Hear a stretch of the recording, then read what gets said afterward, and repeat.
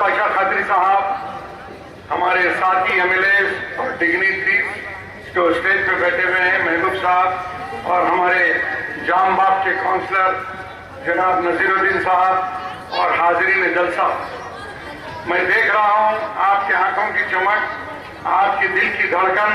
कायदीन आने वाले हैं, मगर उधर से नहीं आने वाले हैं, इधर से आने वाले हैं।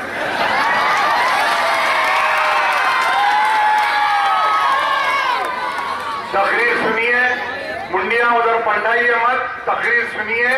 इंशाअल्लाह ताला आपके चहेते कायदीन थोड़ी ही देर में यहां पर आने वाले हैं और आपके सारे एमएलए यहां पर बैठे हुए हैं, उनको भी सुनना है।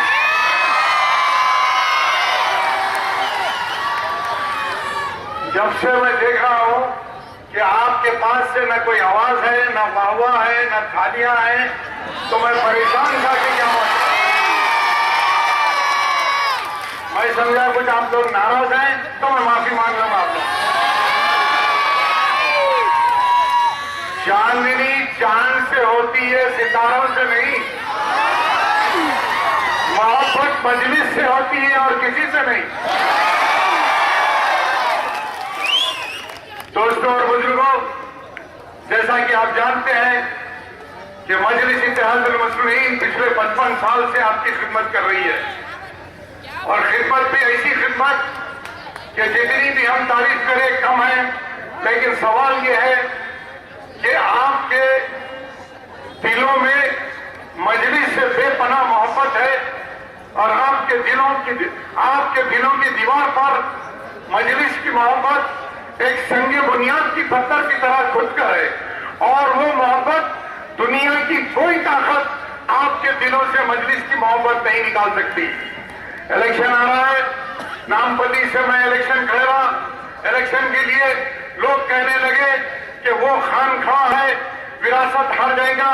लेकिन यकीन जानिए, आपकी विरासत, आपकी मोहब्बत, आपका जोश, आपकी दूरअंदेशी और आपकी बेपनाह मोहब्बत का नतीजा है कि आज मैं आपके स्टेज पर नामपल्ली का एमएलए बनकर खड़ा हूं। और आने वाले इलेक्शन में आज तक 5 साल तक कोई पानी का टैंकर नहीं दिखा। 6 महीने पहले पानी के टैंकर निकलते हैं, बॉडी का पानी लाकर लोगों को पिलाते हैं, और इस पे 3 पुतले उतरे हुए हैं, एक काली दाढ़ी, 2 बगैर दाढ़ी के। लेकिन आप गौर से ये बात सुनिए, थोड़े ही दिन में वो टैंकर के 3 मुंडों की जो है पेंटिंग, दूसरे मुंडे आ जाएंगे उस पे। एक रहेगा सफेद दाढ़ी वाला, एक रहेगा फ्रेंच कट दाढ़ी वाला, और एक रहेगा काली दाढ़ी वाला। तो आप लोग समझ सकते हैं कि ये टैंकर पे जो 3 मुंडियां आप चल रहे हैं, एक 10-15 दिन में वो 3 मुंडियां बदल के दूसरे 3 मुंडियां आने वाले। आप लोग पढ़े लिखे हैं, आजकल जमाना इलेक्ट्रॉनिक मीडिया, आजकल 21st सेंचुरी कंप्यूटर एज का है। आप लोगों को समझाने और बोलने की जरूरत नहीं है। आप लोगों को बेपनाह मजलिस से मोहब्बत थी, है और आगे भी रहने वाली है। मैं 2 बातें आपसे कहकर चाहता हूं। सदर मोहतरम सालारे मिल्लत ने अपनी पूरी जिंदगी लगा दी है आप लोगों की कौम और मिल्लत की खिदमत करने में, और हम एमएलए, हमारे काउंसलर्स, हमारे इब्तिदाई सुदूर मतमुद्दीन हर वक्त आपके लिए मौजूद है। हर बूथ वाइज जो है हमारे इब्तिदाई सुदूर मतमुद्दीन आपके महलों में है। कभी भी कुछ प्रॉब्लम होता है, लाइट का हो, ड्रेनेज का हो, वाटर का हो, चालान का हो, एडमिशन का हो, कॉलेज एडमिशन का हो, टास्क फोर्स का हो, और आधार कार्ड का हो, स्कूल एजुकेशन का हो, ट्रांसफर का हो, कोई पुलिस का जुल्म हो, हर वक्त और हर वक्त आपके लिए मजलिस के दरवाजे खुले हैं। मैं बड़ी बात तो नहीं करता, लेकिन कभी भी आपके ऊपर परेशानी आती है, अल्लाह और रसूल के बाद अगर आपको याद आता है तो दारुस्सलाम याद आता है। इसलिए क्या आपको यकीन है कि कुछ भी आपकी परेशानी आप लेकर दारुस्सलाम की सीढ़ियां आप चढ़ जाएंगे तो यकीनन आपका प्रॉब्लम सॉल्व हो जाएगा। ये कब आपके दिल में आया, ये कब आपके दिल में ये बात बैठी, ये इसके लिए कई साल लग गए। मुसलसिल मजलिस के पार्टी, मजलिस के सुदूर मतमुद्दीन, कॉर्पोरेटर्स, एमएलए, एमपी साहब मुसलसल मेहनत किए तो आज आपके लोगों, आपके दिलों में ये आपको यकीन है कि हमको कोई परेशानी नहीं आएंगी, तो हमारे दारुल सलाम के दरवाजे खुले हैं और इंशाअल्लाह ताला हमको जो है दारुल सलाम में जो भी बैठे हैं, सदर मोहतरम हैं, एमएलए हैं, कॉर्पोरेटर्स हैं, आपकी मदद करेंगे। आप जैसा कि जानते हैं कि सालार बहुत परेशानियां उठाए पार्टी को बढ़ाने के लिए। वो एक काउंसलर थे, फिर वो एक एमएलए थे, उसके बाद एक एमपी बने। लोग कहने लगे कि भाई ये कसमुद्दीन सलाउद्दीन ओवैसी साहब पार्लियामेंट में जाएंगे तो एक एमपी क्या काम करेंगे। आपने देखा कि 1984 में दिसंबर में उनका इलेक्शन हुआ, सब ये समझ रहे थे कि सालार मिलत नहीं जीतेंगे, लेकिन आप लोगों की कोशिशों का नतीजा था, दुआओं का नतीजा था, जो सालार 84 में पहली बार एमपी बने। देखिए जब सालार एमपी बने 1984 में, उसके बाद 4-5 हजार वोट से जीते थे, लेकिन 89 में कुछ 1.25 लाख या 1.5 लाख की मेजोरिटी से जीते। उसके बाद 91 में इलेक्शन हुआ, 96 में हुआ, 98 में हुआ, 99 में हुआ। सवाल यह पैदा होता है कि जब BJP government, NDA government centre में थी, तो हो रहा यह था कि रेजोल्यूशन पास हो रहा था, नो कॉन्फिडेंस मोशन पास हो रहा था, और वो लोग चाह रहे थे कि भाई ये गवर्नमेंट को हम गिराए। सारी दुनिया के लोग, जहां जहां पर भी मुसलमान लोग हैं, वो लोग टीवियों पे, दूसरे नेट पे, दूसरे जो भी चैनल्स है उस पर बैठकर ये देख रहे थे कि आखिर पार्लियामेंट में क्या हो रहा है, आखिर असदुद्दीन सलाउद्दीन ओवैसी साहब पार्लियामेंट में क्या बोलेंगे और क्या इसका असर होगा।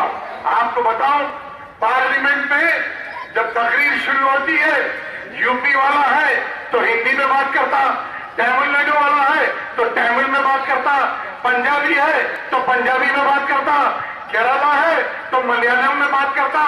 तो सवाल यह पैदा होता है कि 30 करोड़ मुसलमानों की मदर टंग, मादरी जबान का भी कोई नुमाइंदा पार्लियामेंट में होना चाहिए।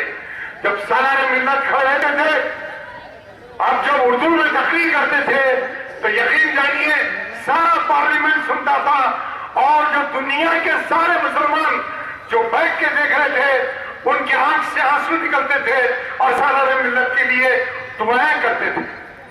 हमको आज हम भी उर्दू मीडियम में हमारे बच्चों को नहीं पढ़ा रहे हैं। उर्दू मीडियम में पढ़ना कोई गलत बात नहीं है।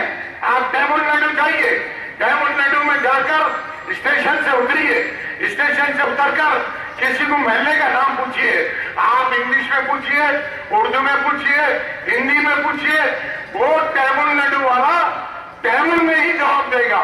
उसका मतलब यह है कि उसको अपनी मादरी टंग पर, अपनी जबान पर उसको फख्र है। आज आप भी उर्दू मीडियम में बच्चों को पढ़ाइए। हम गए थे डिस्ट्रिक्टों पे, सारे एमएलए सालार असदुद्दीन ओवैसी साहब ऑल इन वन की गाइड बांटने के लिए गए। हम वहां पर बच्चों को देखा, जो बच्चे 30-40% लाते थे, ये ऑल इन वन गाइड देने के बाद 60 से 70% मार्क्स लाने लगे। मैंने तकरीरों में कहा कि देखिए, गरीब माँ बाप की बच्चों की भी वही किस्मत है जो अमीर माँ बाप की बच्चों की है। सिर्फ फर्क इतना है कि हम गरीब माँ बाप के बच्चों को थोड़ा सा पुश देना है, थोड़ी सी उनकी मदद करना है, तो दुनिया की कोई ताकत उनको बड़े से बड़े पोस्ट पे जाने के लिए रोक नहीं सकती। मैंने दो एग्जाम्पल इससे पहले भी दिया।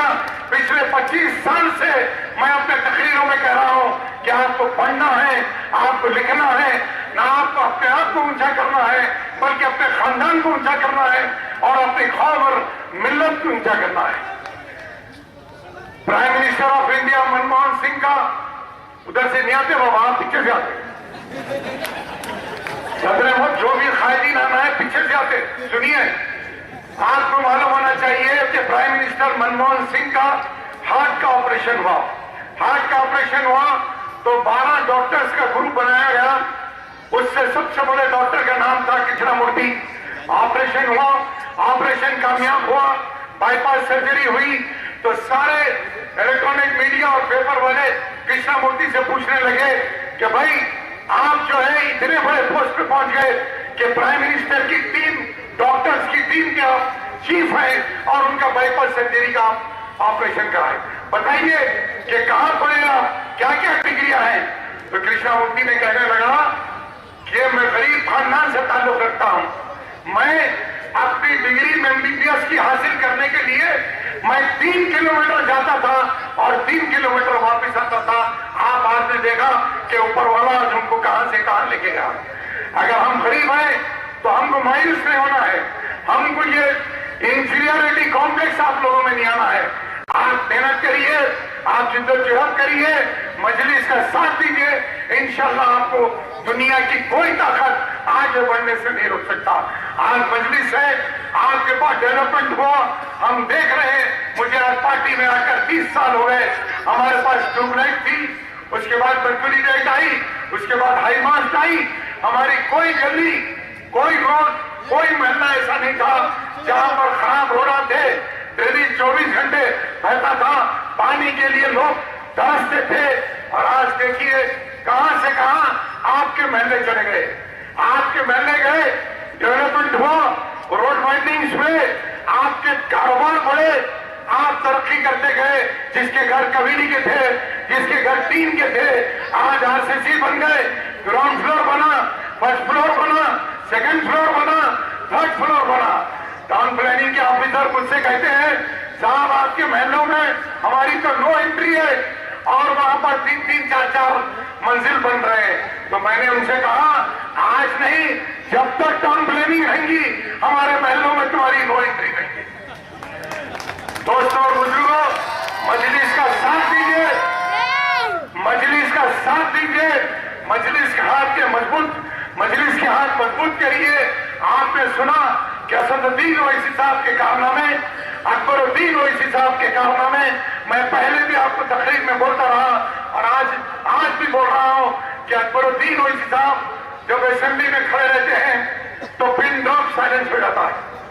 और अगर कोई हेल्थ का प्रॉब्लम है तो अकबरुद्दीन ओवैसी साहब कुछ दवाखानों के प्रॉब्लम के लिए खड़े रहते हैं। तो रूल ये है कि हेल्थ मिनिस्टर का जवाब देना। अगर होम डिपार्टमेंट, पुलिस का कोई प्रॉब्लम है तो रूल ये है कि होम मिनिस्टर असेंबली में खड़े रहकर अकबर साहब का जवाब देना।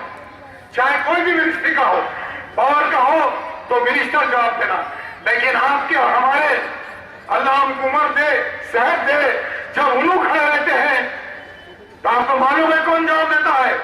उन्होंने जब खड़े रहते हैं तो finance minister, power minister, health minister, municipal administration minister कोई जवाब नहीं देता। अकबर साहब के सवाल पर चीफ मिनिस्टर खड़े रहकर जवाब देता। ये बड़ी फख्र की बात है, ये बहुत बड़ी फख्र की बात है।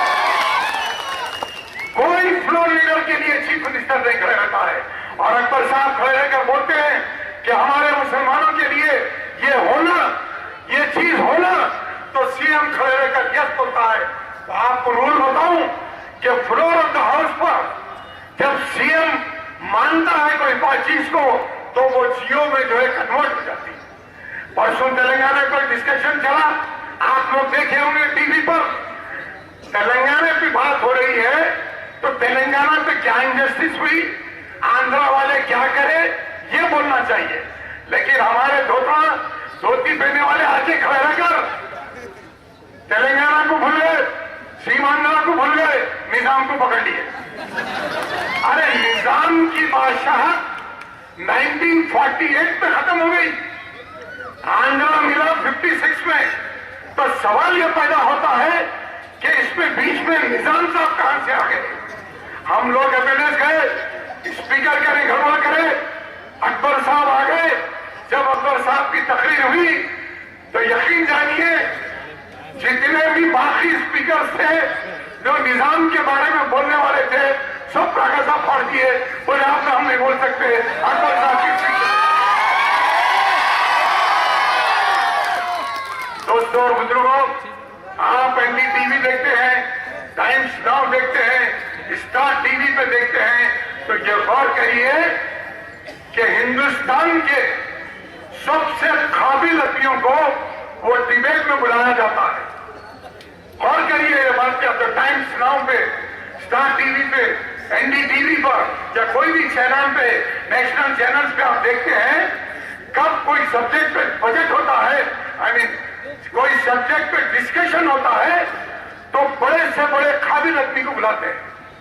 हमारा फख्र से हमारा सिर ऊंचा हो जाता है कि उस काबिल आदमियों में आपके सदर मोहतरम असदुद्दीन ओवैसी साहब रहते हैं और ऐसा जवाब देते हैं कि जितने सामने बैठे वो भी गोल हो जाते हैं, इंटरव्यू लेने वाला भी गोल। दोस्तों और बुजुर्गों, मजलिस एक पारस है, पत्थर पे हाथ रखती है तो सोना बन जाता है, कौवे को हाथ बताती है तो कोयल बन जाती है, और अमावस की रात को हाथ बताती है तो चौदहवीं का चांद नजर आता है।